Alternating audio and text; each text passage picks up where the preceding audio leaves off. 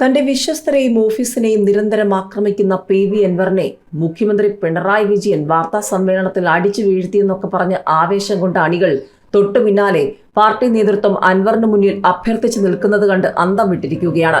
ഇത്തരം വിഷയങ്ങളിൽ പാർട്ടിക്ക് തീർത്തും പരിചിതമല്ലാത്തതാണ് അഭ്യർത്ഥനയുടെ ഭാഷ.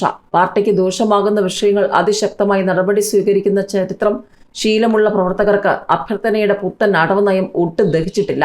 തുടക്കത്തിൽ അൻവറിന്റെ വാക്കുകൾ ഗൗരവമുള്ളതാണെന്ന് പറഞ്ഞ പാർട്ടി നേതൃത്വത്തിന്റെ നിലപാട് പിണറായി വിജയന്റെ കടുംപിടുത്തത്തിന് മുന്നിൽ തീർത്തും ദുർബലമാകുന്നതിന്റെ സൂചനയാണ് അഭ്യർത്ഥനയിൽ എത്തിച്ചിരിക്കുന്നതെന്നാണ് വിലയിരുത്തൽ.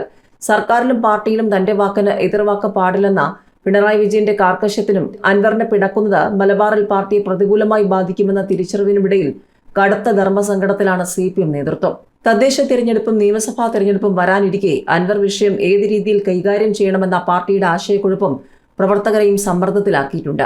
EP ജയരാജനെ പോലെ ശക്തനായ നേതാവിനെ പോലും ഒതുക്കാൻ മടിക്കാത്ത പാർട്ടി ഒരു സ്വതന്ത്ര MLAയോട് അടങ്ങിയിരിക്കാൻ അഭ്യർത്ഥിക്കുന്നത് ആശ്ചര്യപ്പെടുത്തുന്നതാണെന്നാണ് പാർട്ടി അണികളും ഒരു വിഭാഗം നേതാക്കളും പറയുന്നത്.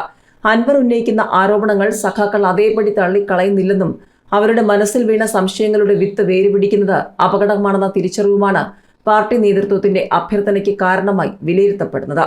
പാർട്ടി തള്ളിപ്പറഞ്ഞിട്ടും പ്രതിഭ MLA അൻവറിന് ആജീവനാന്ത പിന്തുണ നൽകിയത് പാർട്ടിയിൽ കൂടുതൽ സമാന മനസ്കരുണ്ടെന്ന സൂചനയാണ് നൽകുന്നത്. സാധാരണ പാർട്ടി തള്ളിപ്പറഞ്ഞ ഒരാൾക്കെതിരെ സൈബർ ലോകത്തുണ്ടാകുന്ന പ്രതികരണമല്ല അൻവറിന് ലഭിക്കുന്നതെന്നതും ശ്രദ്ധേയമാണ്. വിഷയത്തിൽ CPM സംസ്ഥാന സെക്രട്ടേറിയറ്റ് പുറപ്പെടുവിച്ച പ്രസ്താവനയോട് സമൂഹ മാധ്യമത്തിൽ അൻവറിന് അനുകൂലമായാണ് സൈബർ സഖാക്കളും നിലപാട് വ്യക്തമാക്കിയത് എന്നതും പാർട്ടിയെ വെട്ടിലാക്കിയിരിക്കുകയാണ്. CPMന്റെ സൈബർ കടന്നൽ എന്നുവരെ അൻവർ ഒരു ഘട്ടത്തിൽ ചർച്ച ചെയ്യപ്പെട്ടിരുന്നു. ഇപ്പോൾ അതേ കടന്നൽ തന്നെ തിരിച്ചു കൊത്തുന്നുണ്ടോ എന്ന ആശങ്കയാണ് CPMന് മുന്നിലുള്ളത്. ഏതായാലും CPM പോലെ ഒരു പാർട്ടിയുടെ അഭ്യർത്ഥന മുഖവിലക്കെടുത്ത അൻവർ തൽക്കാലത്തേക്കെങ്കിലും അടങ്ങിയത് പാർട്ടി നേതൃത്വത്തിന് വലിയ ആശ്വാസമാണ്. മുഖ്യമന്ത്രി പിണറായി വിജയൻ 3 വട്ടം പറഞ്ഞിട്ടും അടയ്ക്കാൻ കൂട്ടാക്കാതെ ആരോപണങ്ങൾ തുടരെ എഴുതിവിട്ട അൻവർ പാർട്ടിയുടെ അഭ്യർത്ഥന തള്ളിയിരുന്നെങ്കിൽ പൊതുസമൂഹത്തിന് മുന്നിൽ CPM വല്ലാതെ അവഹേളിക്കപ്പെടുമായിരുന്നു എന്ന് രാഷ്ട്രീയ നിരീക്ഷകർ തന്നെ പറയുന്നു. അൻവർ തുടർച്ചയായി മാധ്യമങ്ങൾക്ക് മുന്നിൽ ആരോപണങ്ങൾ ഉയർത്തിയപ്പോഴും മിണ്ടാതിരുന്ന CPM നേതൃത്വത്തിന് പക്ഷെ മുഖ്യമന്ത്രി പരസ്യമായി വാളെടുത്തതോടെ അടങ്ങിയിരിക്കാൻ കഴിയാത്ത അവസ്ഥയാവുകയായിരുന്നു. അൻവറിന്റെ നിലപാടുകൾ തള്ളിക്കളഞ്ഞെങ്കിലും കൂടുതൽ പ്രകോപിപ്പിക്കാത്ത തരത്തിൽ മയമുള്ള വാക്കുകളാണ് CPM സംസ്ഥാന സെക്രട്ടേറിയറ്റ് ഉപയോഗിച്ചത്. പാർട്ടിയെ ദുർബലപ്പെടുത്താനുള്ള സമീപനത്തിൽ നിന്ന് പിന്തിരിയണമെന്ന് അൻവറിനോട് അഭ്യർത്ഥിച്ചാണ് പ്രസ്താവന അവസാനിപ്പിച്ചിരിക്കുന്നത്. രാഷ്ട്രീയ എതിരാളികൾക്കെതിരെ ആരോപണം ഉന്നയിക്കാൻ എപ്പോഴും ഉപയോഗിച്ചു പോകുന്ന അൻവർ എന്ന ആയുധം തങ്ങളെ തന്നെ ദഹിപ്പിക്കാതെ ഏതുവിധത്തിൽ നിർവീര്യമാക്കണമെന്ന് ആലോചിച്ച് വരും ദിവസങ്ങളിലും നേതൃത്വത്തിന് തല പുകയ്ക്കേണ്ടി വരും. പി.വി. അൻവർ MLAക്കെതിരെയുള്ള പ്രസ്താവന CPM തിരുത്തിയത് നിരവധി തവണ. കഴിഞ്ഞ ദിവസം CPMന്റെ ഔദ്യോഗിക ഫേസ്ബുക്ക് പേജിലാണ് വെട്ടലും തിരുത്തലും നടന്നത്. CPM സ്വതന്ത്രനായ MLAയോട് കൽപ്പിച്ചാൽ മതിയോ അതോ അഭ്യർത്ഥിക്കണോ എന്നായിരുന്നു കൺഫ്യൂഷൻ. കേഡർ പാർട്ടി എന്ന നിലയിൽ CPMന് MLAമാരോടായാലും അണികളോടായാലും അഭ്യർത്ഥന പതിവുള്ളതല്ല.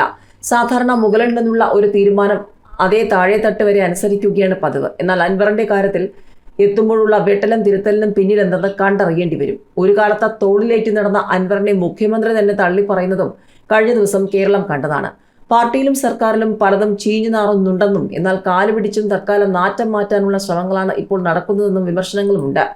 മന്ത്രി AK ശശീന്ദ്രന്റെ വേദിയിലിരുത്തി വനം വകുപ്പിനെതിരെയും സർക്കാരിനെതിരെയും രൂക്ഷ വിമർശനം ഉയർത്തി ഇടത് MLA പി.വി. അൻവർ വനം വകുപ്പുമായി ബന്ധപ്പെട്ട് ചോദിക്കാനും പറയാനും ആളില്ലാത്ത സ്ഥിതിയുണ്ടെന്നും സർക്കാർ ഇടപെടേണ്ട വിഷയത്തിൽ ഇടപെടാത്തത് കാരണം ലോക്സഭാ തെരഞ്ഞെടുപ്പിൽ ഇടതുമുന്നണിക്ക് വോട്ട് പോയെന്നും അൻവർ പറഞ്ഞു. നേരത്തെ പോലീസിനും മുഖ്യമന്ത്രിയുടെ പൊളിറ്റിക്കൽ സെക്രട്ടറിക്കുമെതിരെ ആരോപണങ്ങൾ ഉയർത്തിയതിന് പിന്നാലെ അൻവറിനെ മുഖ്യമന്ത്രി തള്ളിപ്പറയുകയും CPM പരസ്യ പ്രതികരണങ്ങളിൽ നിന്നും വിട്ടുനിൽക്കാൻ താക്കീത് നൽകുകയും ചെയ്തു. തുടർന്ന് ഇതുമായി ബന്ധപ്പെട്ട വിഷയത്തിൽ നിന്നും അദ്ദേഹം താൽക്കാലിക വെടിനിർത്തൽ പ്രഖ്യാപിച്ചിരുന്നു. ഇതിന് പിന്നാലെയാണ് വനം വകുപ്പ് മന്ത്രിയെ സാക്ഷിയാക്കി വകുപ്പിനും സർക്കാരിനുമെതിരെ അൻവർ രൂക്ഷ വിമർശനം ഉയർത്തിയത്. നിയമസഭാ സമ്മേളനത്തിൽ പറയാനിരുന്ന കാര്യങ്ങൾ ഇനി സഭയിൽ സംസാരിക്കാൻ സാധിക്കുമോ എന്നതിൽ ഉറപ്പില്ലാത്തതുകൊണ്ടാണ് ഇപ്പോൾ തുറന്നു പറയുന്നതെന്നും അൻവർ പറഞ്ഞു. ജനങ്ങളും ജനപ്രതിനിധികളും ജനാധിപത്യത്തിൽ നിന്ന് മാറി നിന്നാൽ ഉണ്ടാകുന്ന അപകടം കേരളത്തിന്റെ സകല മേഖലകളിലും നടന്നുകൊണ്ടിരിക്കുകയാണ്. ഒരു ഉദ്യോഗസ്ഥനും പേടിയില്ല. എവിടേക്കാണ് കേരളത്തെ കൊണ്ടുപോകുന്നതെന്നും അൻവർ ചോദിച്ചു. കേരളത്തിലെ റോഡുകളുടെ അവസ്ഥ കണ്ട് ആശ്ചര്യപ്പെട്ടുപോയ ന്യൂയോർക്കിൽ നിന്നുമെത്തിയ മലയാളി കുടുംബത്തിന്റെ കഥ വീണ്ടും വിവരിച്ച മുഖ്യമന്ത്രി പിണറായി വിജയൻ എന്തൊരു മാറ്റമെന്നാണ് കുതിരാൻ തുരങ്കത്തിലൂടെ സഞ്ചരിച്ചപ്പോൾ അവർ പറഞ്ഞത്.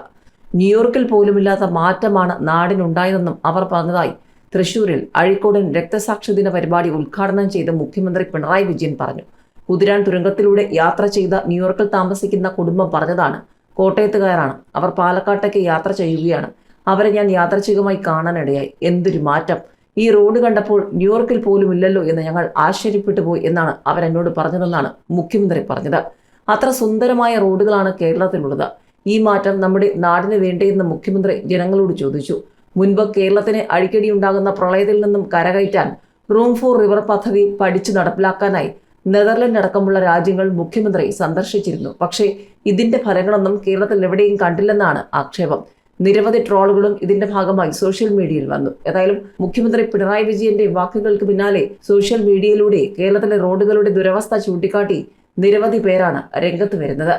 LDF കൺവീനർ സ്ഥാനത്ത് നിന്ന് മാറ്റിയ ശേഷം പാർട്ടി പരിപാടികളിലുള്ള ബഹിഷ്കരണം തുടർന്ന CPM കേന്ദ്ര കമ്മിറ്റി അംഗം EP ജയരാജൻ CPM ജില്ലാ കമ്മിറ്റി പയ്യാമ്പലത്ത് അഴീക്കോടൻ രാഘവന്റെ രക്തസാക്ഷി സ്തൂപത്തിൽ നടത്തിയ പുഷ്പാർച്ചനയിലും EP ജയരാജൻ പങ്കെടുത്തില്ല. ഈ മാസം 9-ന് നടന്ന ചടയൻ ഗോവിന്ദൻ അനുസ്മരണത്തിലും പങ്കെടുത്തിരുന്നില്ല. അഴീക്കോടൻ രാഘവൻ അനുസ്മരണത്തിൽ EP പങ്കെടുക്കുമെന്ന് CPM ജില്ലാ സെക്രട്ടറി MV ജയരാജൻ പത്രക്കുറിപ്പിൽ അറിയിച്ചിരുന്നെങ്കിലും എത്തിയില്ല. PK ശ്രീമതിയും P ജയരാജനും MV ജയരാജനുമാണ് പുഷ്പാർച്ചനയിൽ പങ്കെടുത്തത്. എറണാകുളത്ത് MM ലോറൻസിന്റെ മരണാനന്തര ചടങ്ങിൽ പങ്കെടുക്കാൻ പോകാനുള്ളതിനാലാണ് അഴീക്കോടൻ അനുസ്മരണത്തിന് എത്താതിരുന്നതെന്നാണ് EP നൽകിയ വിശദീകരണം. LDF കൺവീനർ സ്ഥാനത്ത് നിന്നും മാറ്റിയ ശേഷം പാർട്ടി നടത്തിയ പരിപാടികളിലൊന്നും EP പങ്കെടുത്തിരുന്നില്ല. ആയുർവേദ ചികിത്സയിലായതിനാലാണ് EP പരിപാടിയിൽ പങ്കെടുക്കാതിരുന്നതെന്നാണ് ചടയൻ അനുസ്മരണം ബഹിഷ്കരിച്ചപ്പോൾ ജില്ലാ സെക്രട്ടറി MV ജയരാജൻ നൽകിയ വിശദീകരണം. CPM ജനറൽ സെക്രട്ടറി സീതാറാം യെച്ചൂരിയുടെ മരണത്തെ തുടർന്ന് ഡൽഹിയിൽ മാത്രമാണ് അദ്ദേഹത്തെ നേതാക്കൾക്കൊപ്പം കണ്ടത്. PSC അംഗത്വത്തിന് കോഴ വാങ്ങിയെന്ന ആരോപണത്തിന് പിന്നിൽ CPMലെ വിഭാഗീയതയെന്ന് തെളിയിക്കുന്ന ഫോൺ സംഭാഷണങ്ങൾ പുറത്ത്.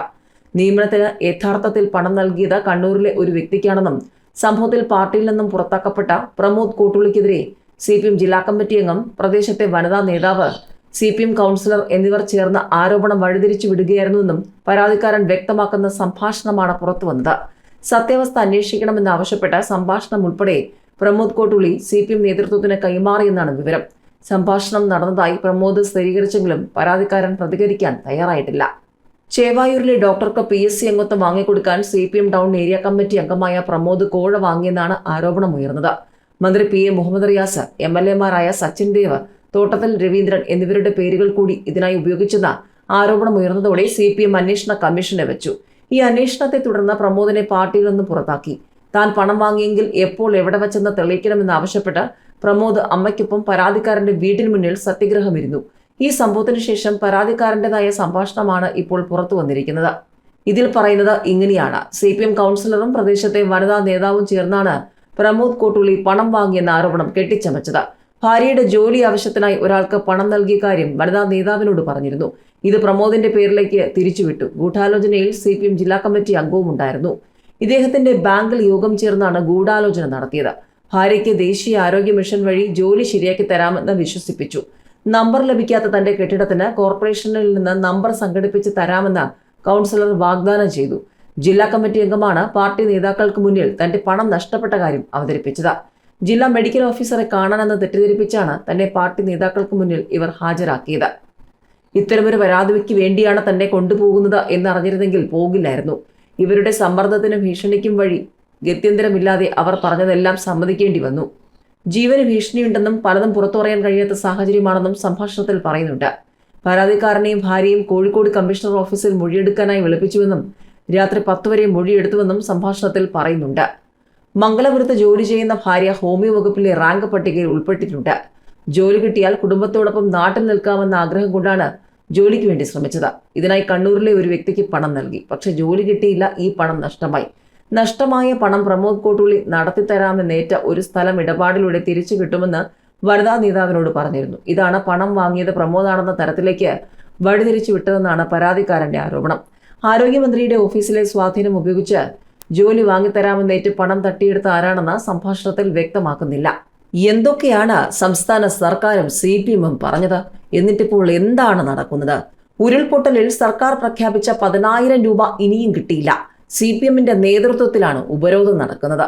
മേപ്പാടിയിൽ ഉരുൾപൊട്ടൽ ദുരന്ത ബാധിതർക്ക് സർക്കാർ പ്രഖ്യാപിച്ച ധനസഹായം വിതരണം ചെയ്യാത്തതിൽ പ്രതിഷേധിച്ച് ദുരന്തബാധിതർ മേപ്പാടി പഞ്ചായത്ത് സെക്രട്ടറി ഉപരോധിച്ചു. സർക്കാർ പ്രഖ്യാപിച്ച 10,000 രൂപയാണ് നിരവധി പേർക്ക് ഇനിയും ലഭിക്കാനുള്ളത്. 745 പേർക്കാണ് സർക്കാർ 10,000 രൂപ അനുവദിച്ചത്. ഇതിൽ 380ഓളം പേർക്ക് ഇനിയും തുക ലഭിക്കാനുണ്ട്. 2 ദിവസം മുൻപും തുക അനുവദിക്കാത്തതിൽ പ്രതിഷേധം നടത്തിയിരുന്നു. ദുരിതബാധിതരല്ലെന്ന കാരണം പറഞ്ഞാണ് പണം നൽകാത്തതെന്നാണ് ലഭിക്കുന്ന വിവരം. നീലിക്കാപ്പ, പഴയ വില്ലേജ് റോഡ്, മാട്ടറക്കുന്ന്, പുതിയ വില്ലേജ് റോഡ് എന്നിവിടങ്ങളിലെ കുടുംബങ്ങളെയാണ് ഒഴിവാക്കിയത്.